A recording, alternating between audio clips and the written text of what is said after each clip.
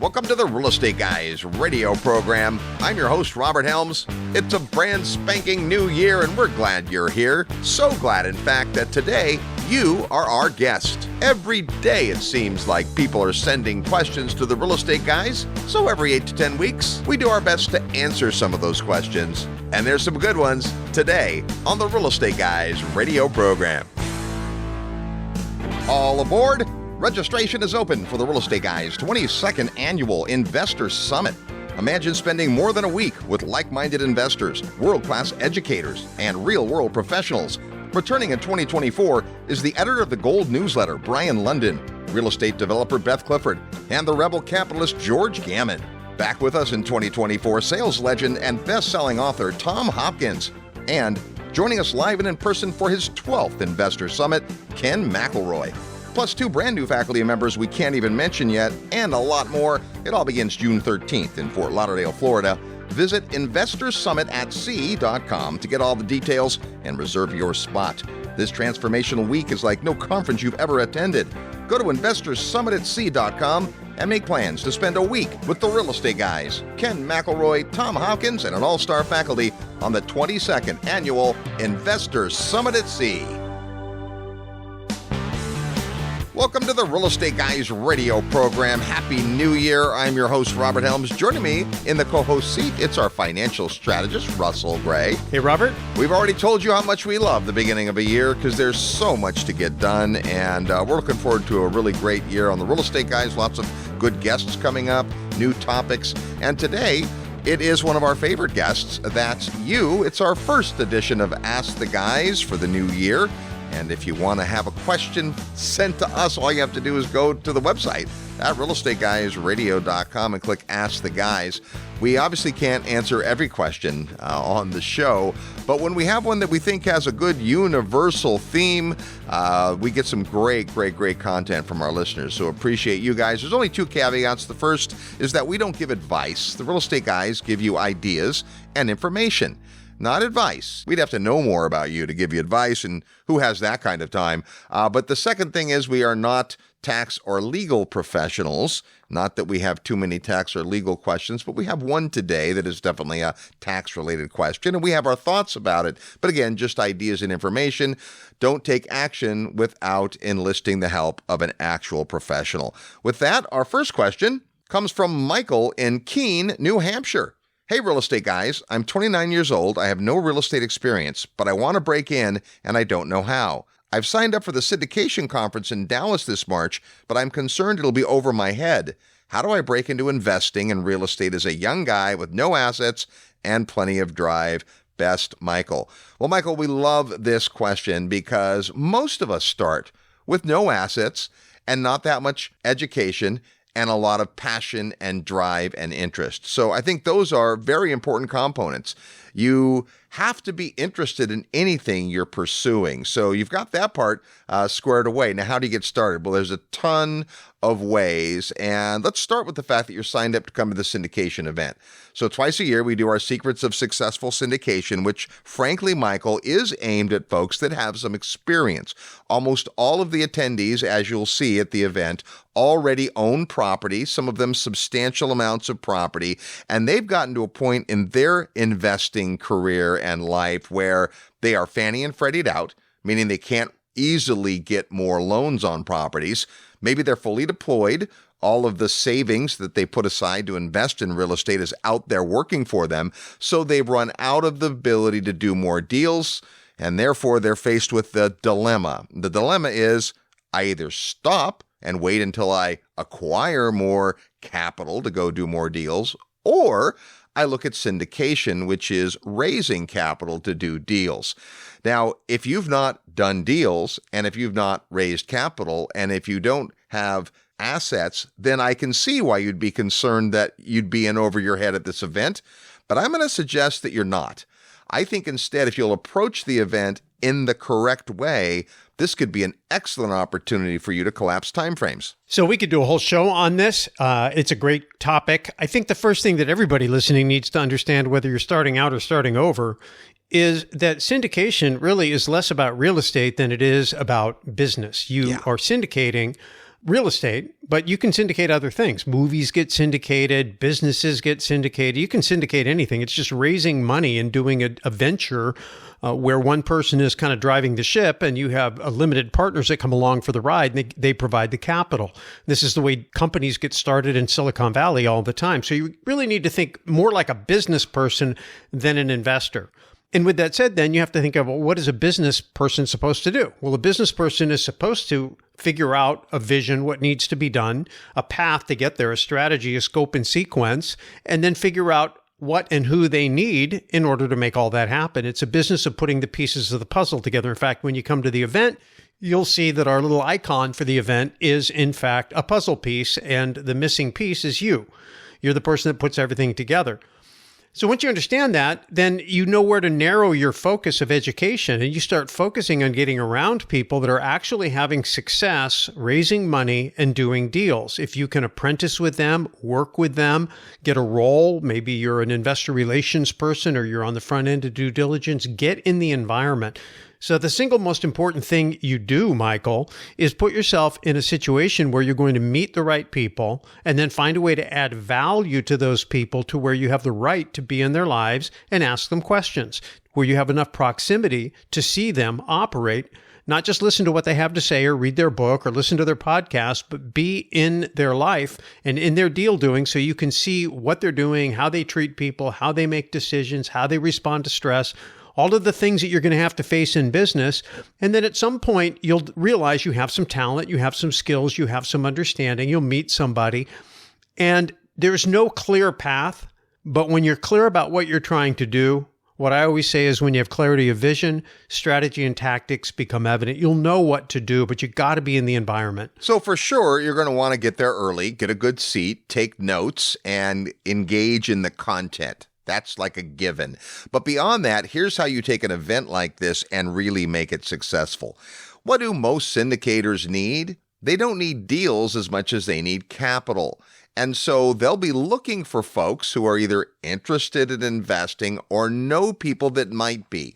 So the first thing you might do is think about the people you already have in your life. In 29 years, you've built up some relationships. You have some probably business contacts from work, from your social circles, and maybe you know of people that are busy working their day job, but they'd like to get some exposure to real estate investment. Those could be candidates to be a passive investor in a syndication. Now, you're not there to talk to them about a syndication yet. You barely know what one is. But when you show up to the event, you want to be thinking of those people. Now you want to strategically meet as many folks as you can. And when I say strategically, here's just having done this event now for more than a decade. Don't roll in late, disheveled looking in a sweatshirt because who cares? It's just a seminar. Dress for success. You don't need a three-piece suit and a tie, but you need to look sharp. You need to look like a young guy that people are going to go, man, that guy's sharp. Show up early. The registration opens at like 7:45 in the morning. Be there then because you're going to meet a lot of people before the event even starts. And do not make it about you. Make it about them. Ask open-ended questions. Hey, what brought you here? Hey, tell me about the real estate investing that you do. Hey, what do you have in common with these people? Well, you listen to the real estate guys and you're interested in real estate investing and maybe they own properties. And so you can really glean a lot from the other participants. You're not after anything other than just an understanding and forming the relationship so that, as Russ mentioned, you can figure out how to add value in the future. You get in a great conversation with someone and you find out they're in a particular marketplace or a particular product type. You come home and you're nosing around and you find a great report or article or podcast about that. And you send it to them. Hey, we met at the event because you had a business card and you were prepared. And I noticed that you were in self-storage. I just read this great report on self-storage or article on what's happening in the industry. Thought you'd enjoy it. And that's how you start to build relationships. And the other part of that is when we take a break, and we often take 15 to 20-minute breaks, it's not a break. It's an opportunity for you to meet more people. So your mission should not be just to hunker down in your hotel room and study your notes. It should be to get around folks at various stages of real estate investing. I love the idea of going in scripted with a few questions that you are prepared to ask your conversation starters. One of my favorites is, tell me what you're working on. What are you working on?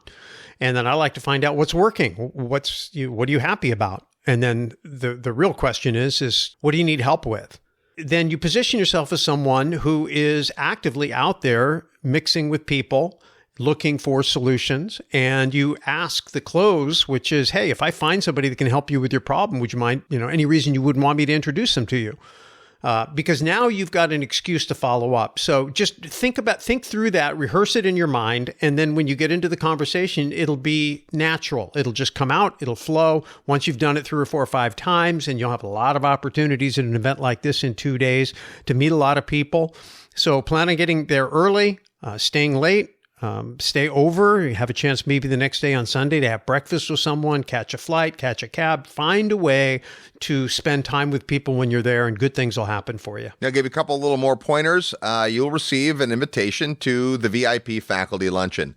It's an additional ticket, and it includes lunch, and you'll sit with a faculty member, and it's a great opportunity. And here's why it's a great opportunity. If there's 200 people at the event, 80 are in the VIP faculty lunch, because not everyone wants to pay extra. And those 80 are the right 80. You have just taken the playing field and made it better than even, because the folks that aren't that serious, aren't that interested, aren't that committed, don't have that drive that you have, they're off having the cheapest lunch they can find in the hotel lobby. You're sitting with other people that saw the value in proximity, getting around people. So I would attend that lunch for sure. And again, be strategic. Be strategic about who you sit with. When you go into the VIP lunch, I don't know if we've ever even talked about this on the show, but the VIP lunch is set up in round table format. So you have tables, and each of our faculty members is hosting a table.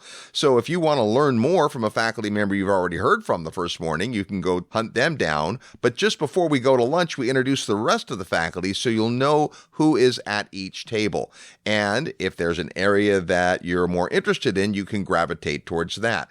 Now, another idea is that what do most syndicators, especially brand new syndicators, need?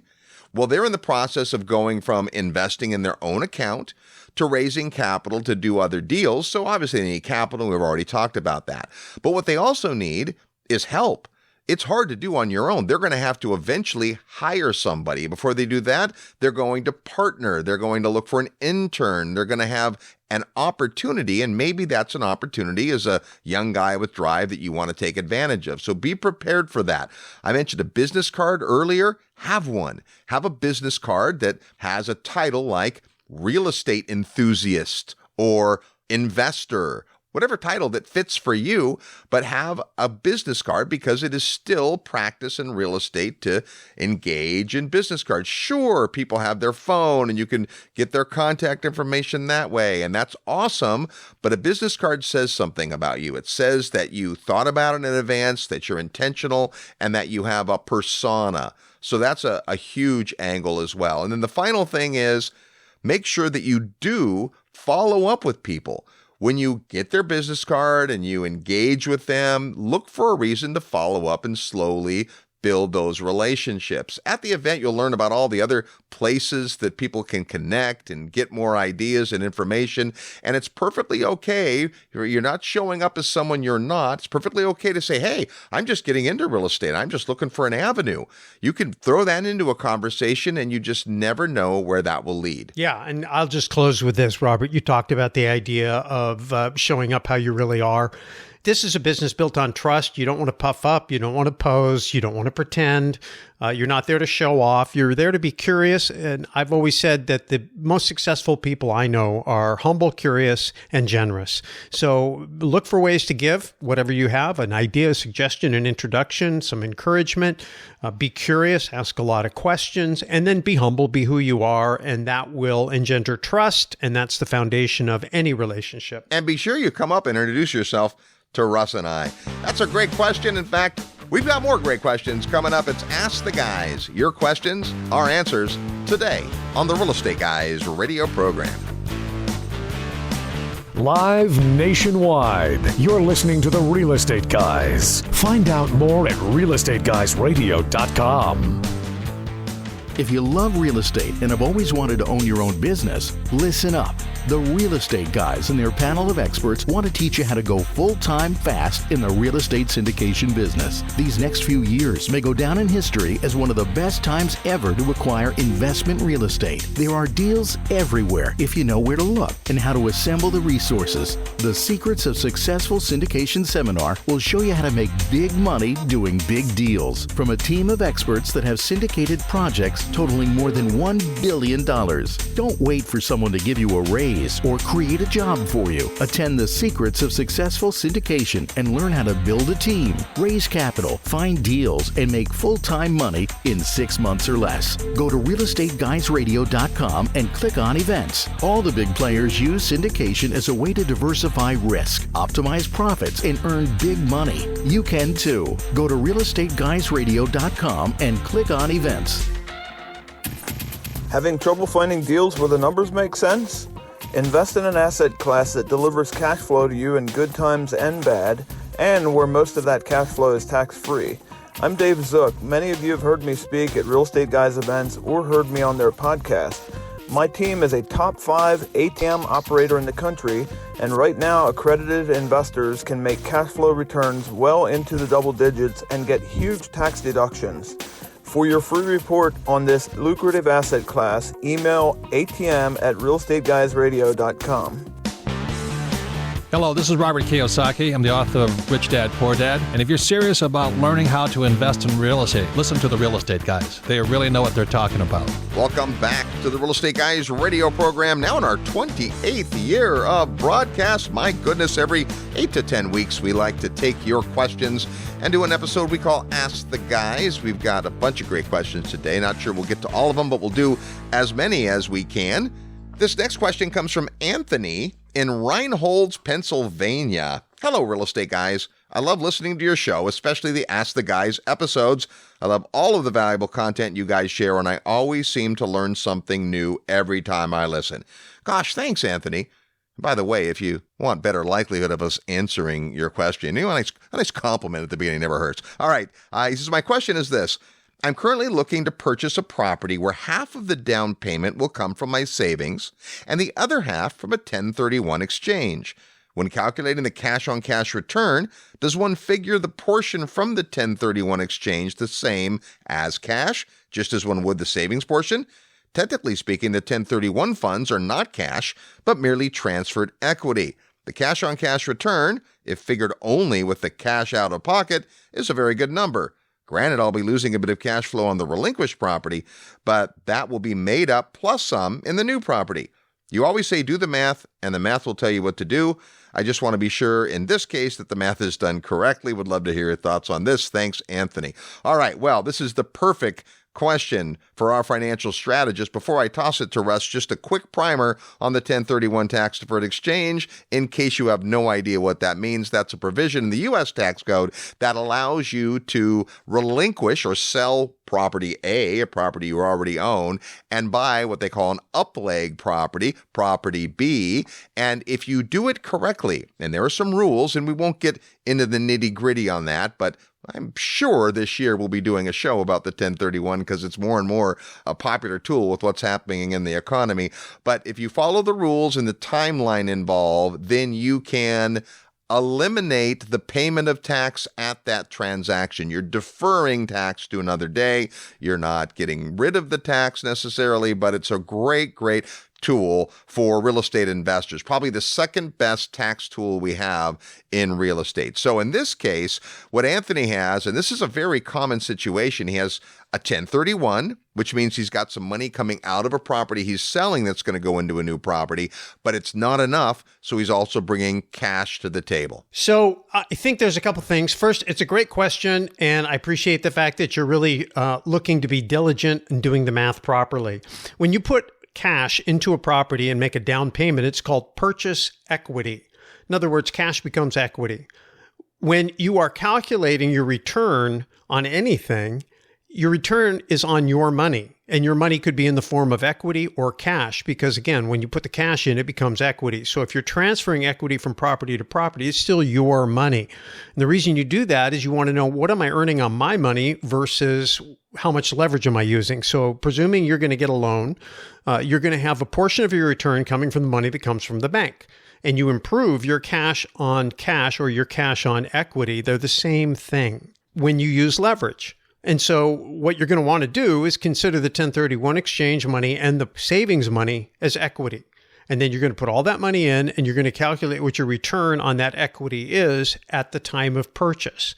From that point forward, the new equity you get on the property isn't technically your cash. It's coming from the property, but it's a good idea every once in a while when you evaluate the property to ask yourself, what's my equity growth rate? In other words, how much equity am I growing on my equity? So in other words, if I have $50,000 of equity and the property went up in value $5,000, I have a 10% equity growth rate. My equity grew by 10%.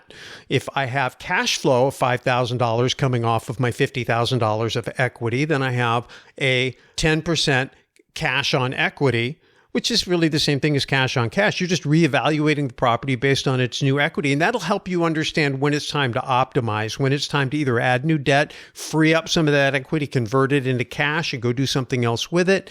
Those are optimization strategies. We talk about that in Equity Happens. If you can get a vintage copy of that, that's something that we spend some time talking about. But you definitely, Anthony, want to consider the 1031 exchange value the same as cash when calculating your cash on cash return and your equity growth rate. Yeah, I completely agree with that. And it's easy in your mind to think about your 1031 separately than your cash funds. And the same is true when it comes to retirement accounts. There are ways to use your retirement accounts to invest in real estate, but people think differently about their retirement funds. They're put away and they're for later and they can't touch them or have current use or any of that. So they don't think the same way. And that's the truth for a 1031 exchange. Most people elect to do a 1031 exchange because they don't want to pay tax on the gain. If I just sold a property, well, I'd have a tax ramification. And by the way, sometimes that is the best answer. Pay my tax, take what's left, and invest where I want to invest.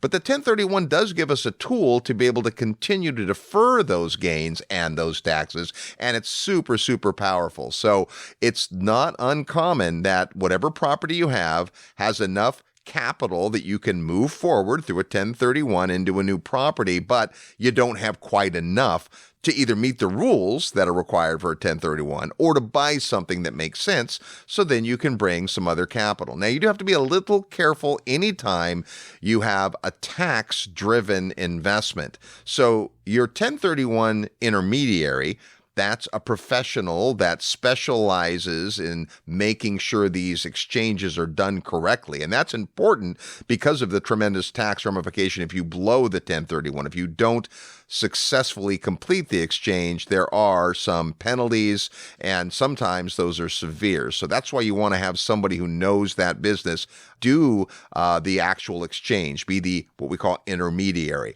But generally, that person or the person that runs the office is an attorney, has some good knowledge, but you're going to want to rely on your own tax professional to make sure that everything is done correctly, especially in this case, because you're bringing some of it in from a 1031 and some of it in from cash. But I agree with Russ, it's still all equity. It's either purchase equity in the form of cash, your savings, or purchase equity in the form of forwarded equity from the relinquished property. So you're doing the math right if you treat it as though it was all capital. Great question. Thanks, Anthony. It's Ask the Guys. Your questions are answers.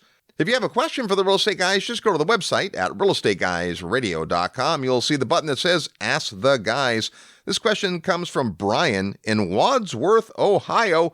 Hi there. I see you hold a lot of courses and seminars in Arizona and Texas, and I'm curious if you ever hold any events on the East Coast. You know, Ohio, Michigan, Pennsylvania, Kentucky, Tennessee, any of those places? Thank you, Brian. Well, this is a great question. We promote several events a year that we produce. There are events like the Secrets of Successful Syndication, How to Win Funds and Influence People, our annual Investor Summit. We have our own events.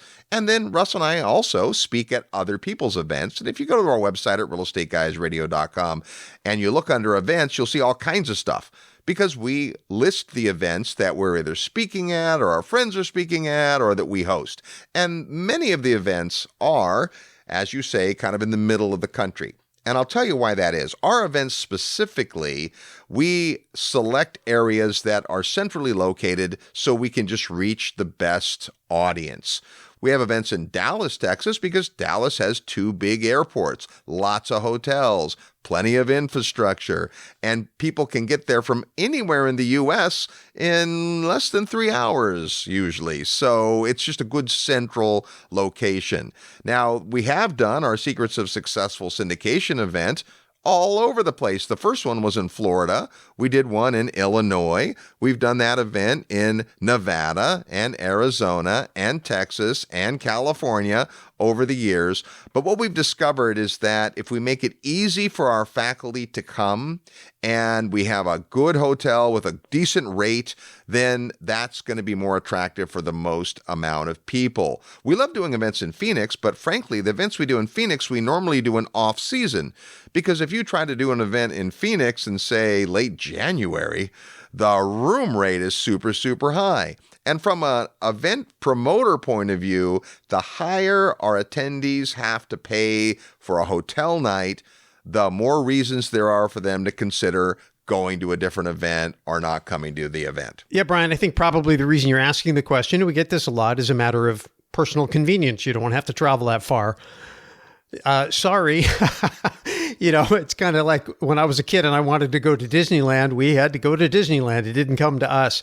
To Robert's point, not trying to be snippy about it at all. It's just that we need to go someplace where there is great airports, great hotels, and lots of flights available so people can get in and out fairly efficiently. The extra half hour on a plane or whatever it is to come from wherever you're coming from, probably worth it.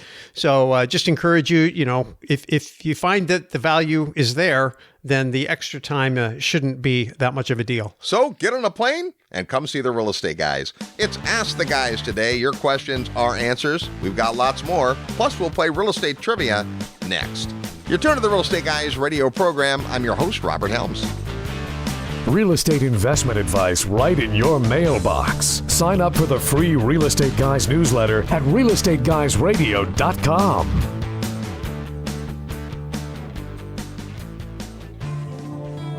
Are you achieving everything you want in life? What if there was a time-tested way for you to get everything you've ever dreamed of?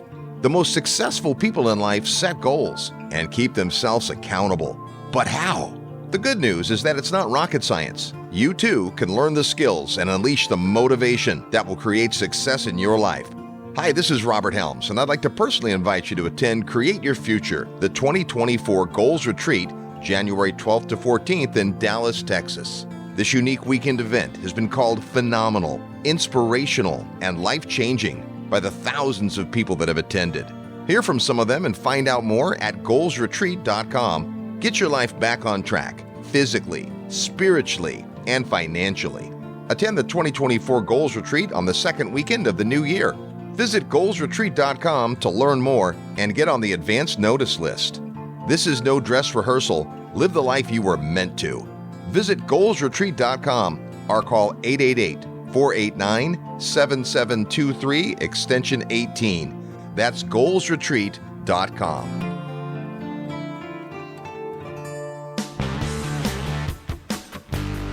Hi, this is Tom Wheelwright, best-selling author of Tax-Free Wealth, and you're listening to Real Estate Guys Radio. Welcome back to the Real Estate Guys radio program. Thanks for tuning into the show.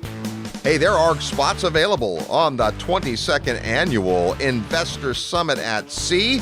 After 3 years on the sand, we are getting back on a beautiful cruise ship. I just visited this ship, and it's absolutely fabulous. Maybe the nicest cruise ship we've ever been on for an investor summit. And we're going to cool ports. We're going to Aruba, which is beautiful. We're going to Bonaire, which is maybe even more beautiful.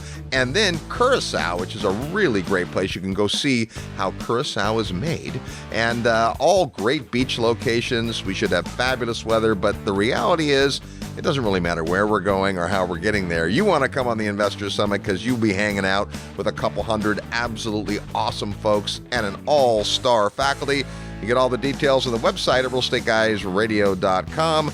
You'll see the button that says Summit, or if it's easier for you, just send an email to summit@realestateguysradio.com. Before we get back to answering your questions, it's time for you to answer a question for us. It's our weekly edition of Real Estate Trivia, a question that has something to do with real estate. And if you're the first to get the answer right, you'll get an awesome prize. Today's prize is a great book from our good friend Ken McElroy called The ABCs of Buying Rental Property. That can be yours if you know today's real estate trivia question. When you hear the question and think you know the answer, send your best guess to trivia@realestateguysradio.com. You'll need to send us your name, the answer to the question, and your physical mailing address. Last week on the show, we were talking about focusing forward in the new year. We asked this: the most expensive retail rent market in the world hovers at around $2,000 per square foot per year. Where is it? Well, back on the top of the list is New York City's Upper Fifth Avenue, which includes stores by Tiffany and Saks and places like that. According to the Wall Street Journal, that's about 13% more than the next highest rent, which is in Via Monte Napoleone in Milan, Italy. New York City displaced Hong Kong as the most expensive market last year to top the chart for the first time since 2017. Here's our real estate trivia question for this week. Which U.S. state are the most Americans leaving? Yeah, every day people move in and out of cities and towns and states. What state has the most people leaving? If you think you know, or you just want to guess, send your best answer to trivia@realestateguysradio.com. Trivia@realestateguysradio.com. Give us your name, your guess, and your mailing address. If you're the first to get it right, we'll send you the ABCs of Buying Rental Property by Ken McElroy. That's today's real estate trivia question. It's Ask the Guys today. Your questions are answers. This next question comes from our friend Ed from Fort Mill, South Carolina. This is a question we've been thinking about for a while, talking about for the last few weeks. We mentioned it when we did the show from the Single Family Rental Forum because this came up a lot, but this is a timely question. Ed says, "Hey guys, the company that provides our residential assisted living business insurance, fire, liability, etc., just notified me that they are increasing my rate 56%. This is on top of a large increase last year. My independent agent advised all carriers are pulling back by either drastically increasing rates or not renewing, in addition to advising my agent not to write any more business until next year. The reason being is insurance companies are bleeding red ink due to the same reason banks are failing: bonds, forcing them to take drastic measures. Our personal auto insurance company just advised that they are increasing our rate 34%. My personal insurance agent gave the same explanation. One of our investors, who's on the board of an assisted living facility, advised their insurance just increased 50%. My question is, I don't hear anyone talking about this problem that is going to run a lot of businesses and individuals out of business or have to go bare, meaning no insurance, which I would have never previously considered. How are companies surviving these huge increases that are obviously not being reflected in the CPI? And why isn't anyone talking about this?" Ed, that is a world-class question, and it's not a little problem. It's a huge problem. Yeah, we have been talking about it. We've been talking about it for a long time. Every time I've been on that panel at the New Orleans Investment Conference about the future of money, and they ask, the panelists what they are most concerned about, it was the ramifications of these rapid rate increases. At first, the prospect of them happening, and now the wake of the reality of them happening. This time last year, we were entering Q1 of 2023, not knowing that banks were about to implode, and we lost several major banks and an international bank, Credit Suisse.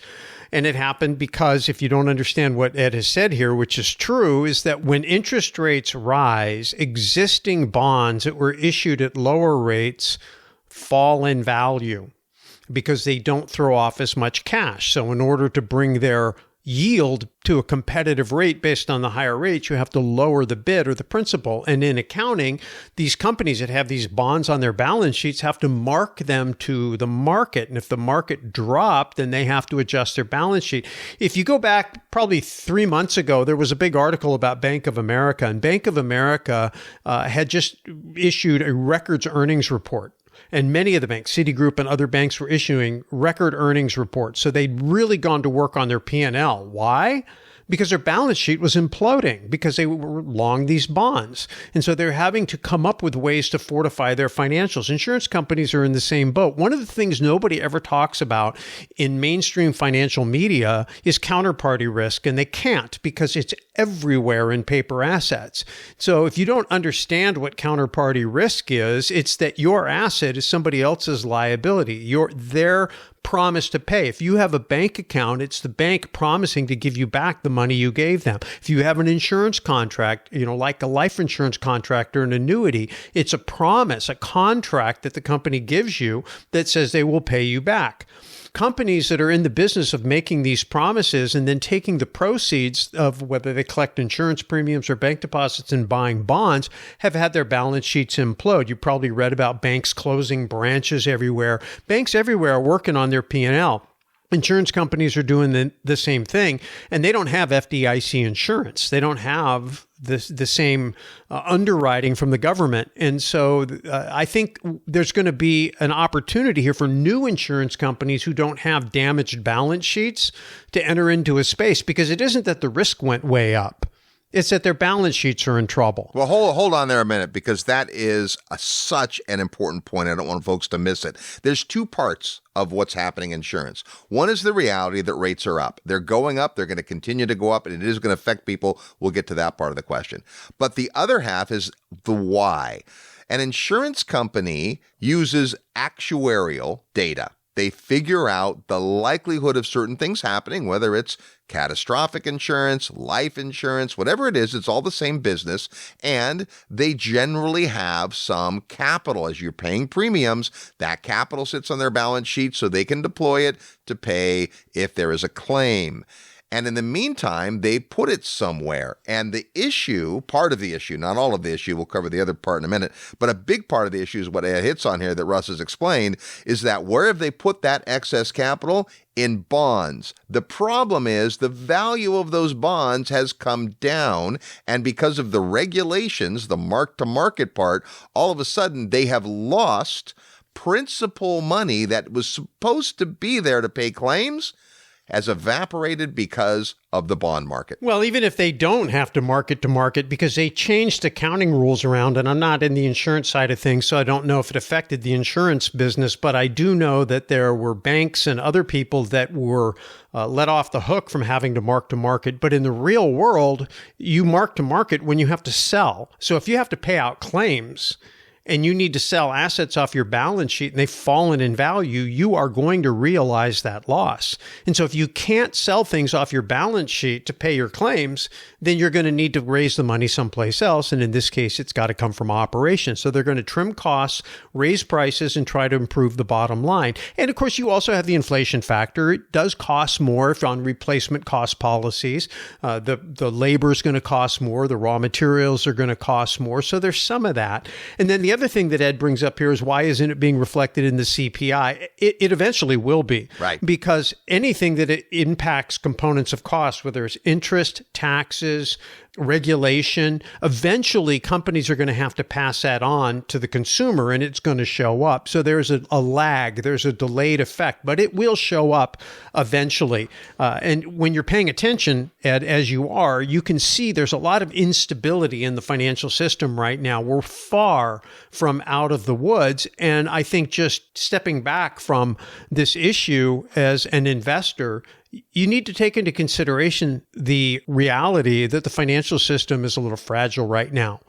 And if in fact something breaks of any great import, the probability is high that they're going to print money to paper over it. And then that's going to have an impact, an inflationary impact typically.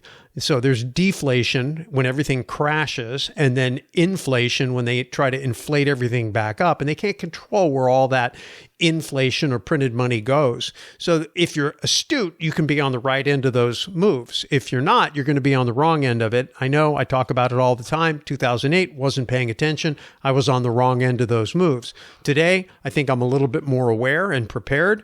Then again, you never know, when the thing out of left field is going to hit you.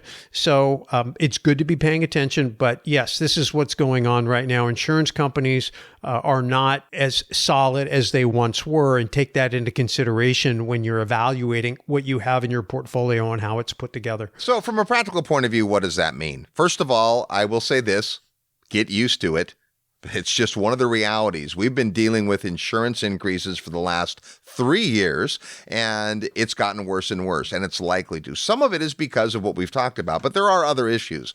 There are issues in terms of availability of materials and costs, and we saw lumber and pipes and everything go up 3x. Well, that affects, obviously, the value of any kind of a claim.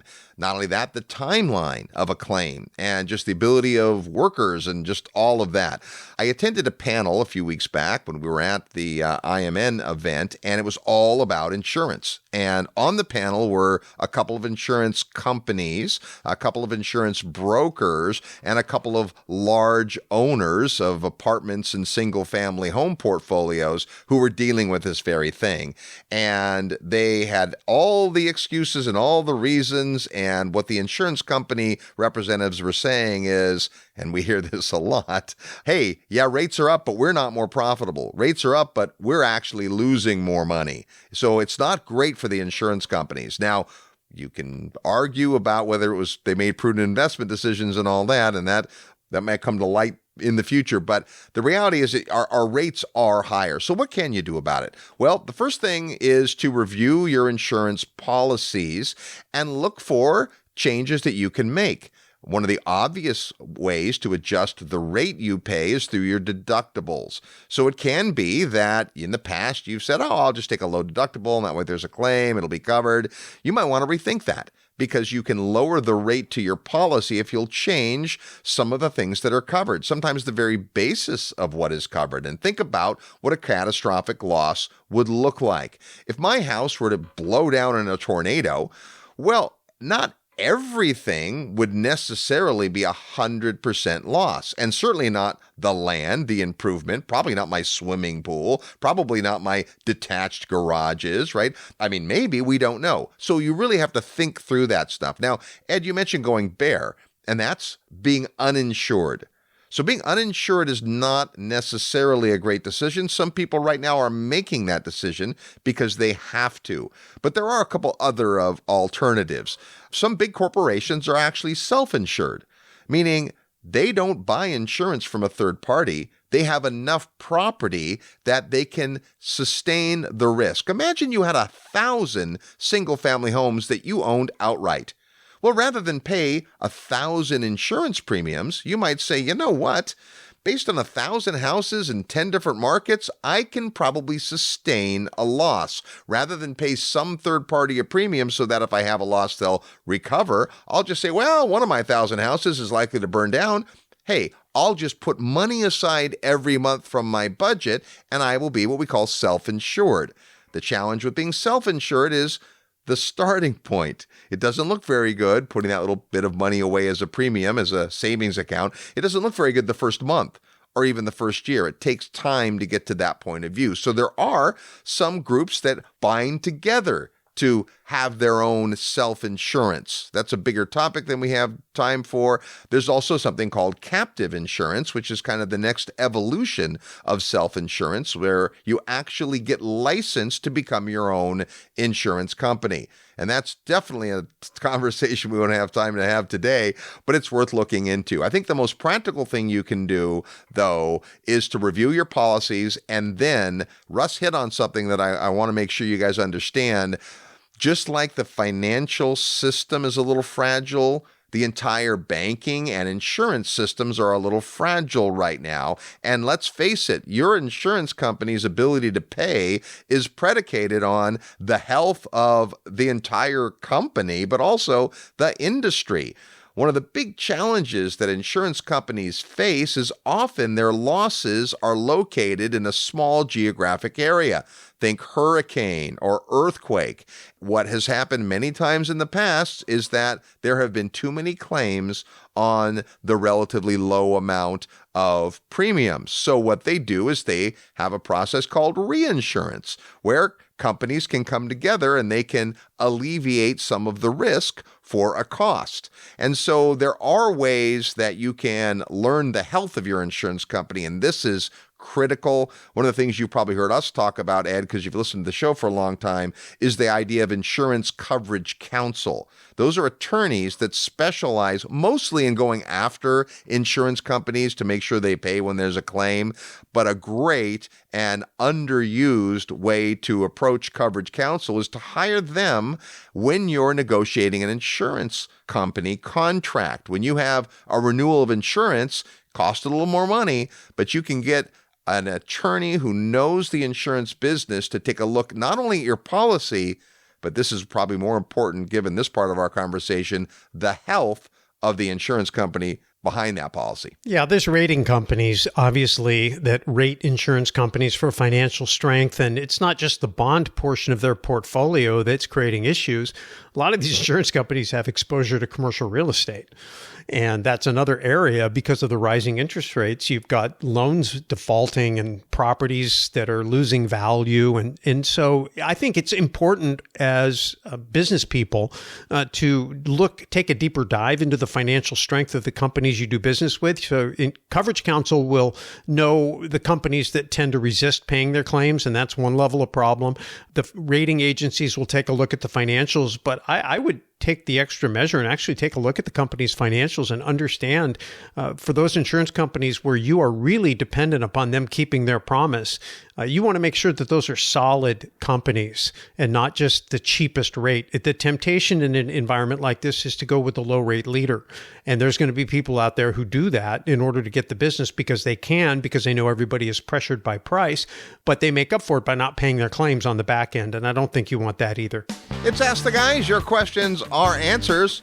We've got more when we return. You're tuned to the Real Estate Guys radio program. I'm your host, Robert Helms. Need help with your real estate investment portfolio? Check out the resources page at realestateguysradio.com. Real Estate Guys listeners, are you tired of losing real estate deals due to financing issues? Have you had enough of waiting on banks, lenders, and investor groups to fund new projects? What if there were a way to eliminate all the hassle and invest in real estate on your own terms? I'm here to tell you there is. Patrick Donahoe here from Paradigm Life. I'm an Investopedia Top 100 Most Influential Financial Advisor, and I recently wrote a best-selling book about the financial strategy that changed my entire investment model, and the one that could change yours. To get a copy of my book for free and learn how you can maximize your real estate portfolio by acting as your own bank, send an email to mybank@realestateguysradio.com. Don't make another real estate deal without reading my book first. Email mybank@realestateguysradio.com now to get your copy for free. As I speak, inflation is robbing you at a rate north of 10%. Last year, the number one zip code that Mid-South homebuyers offered income property to Real Estate Guys listeners in appreciated by 21%. To harness that spread and protect and grow your wealth in the current economic storm, you need the 2 decades of experience in renovation and management that Mid-South homebuyers brings to their investors. Every home Mid-South offers you will have brand new components, a new 30-year roof, and a high-quality renter, all in a price range under $150,000. Their empathetic property managers will use your ROI as their North Star, while the lack of repairs on their totally renovated properties contributes to their almost 4-year average renter stay and 99% occupancy rate. Learn about their lifetime occupancy guarantee and total 1-year maintenance guarantee by emailing midsouth@realestateguysradio.com. That's midsouth@realestateguysradio.com. You'll be glad you did. Hi, this is Mike Maloney, author of The Great Gold and Silver Rush of the 21st Century, and you're listening to The Real Estate Guys. And welcome back to the Real Estate Guys radio program. Thanks for tuning into the show. If you ever wanted to do bigger deals using other people's money, or if you want to come alongside awesome investors doing big deals that have great potential returns, come on out to the Secrets of Successful Syndication. It happens in March in Dallas, Texas. All the details on the website at realestateguysradio.com under events.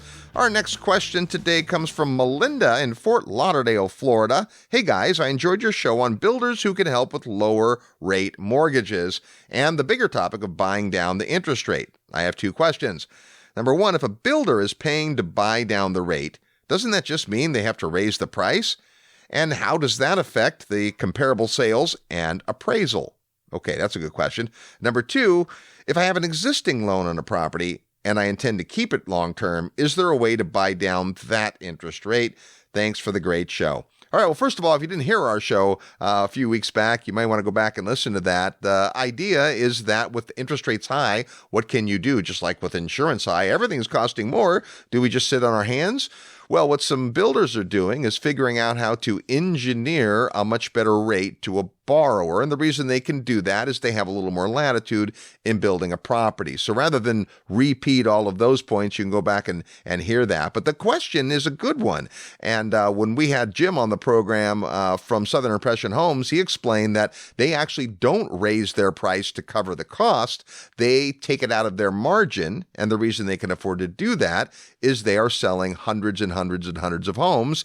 And this is a big, big deal to their investors, to their buyers. So it's worth it for them to shave some of their profit margin and put that towards buying the interest rates down, meaning that by paying some points up front, they can get a lower interest rate over time. But some builders don't have that luxury, and even some of the publicly traded builders, they're able to come up with some of these financing arrangements, but it does mean an uptick in the price, and that absolutely can affect the comps and appraisals. It's got to come out of the margin. I mean, that's where it starts. And there's a thing called velocity when you are managing equity on your balance sheet. You got to move that inventory, you got to move that money, whatever form it's in, to get your return. And so if a builder is sitting on property that isn't selling and the gating item is the interest rate and they can buy down the rate, making a quick nickel is a lot better than making a long dime.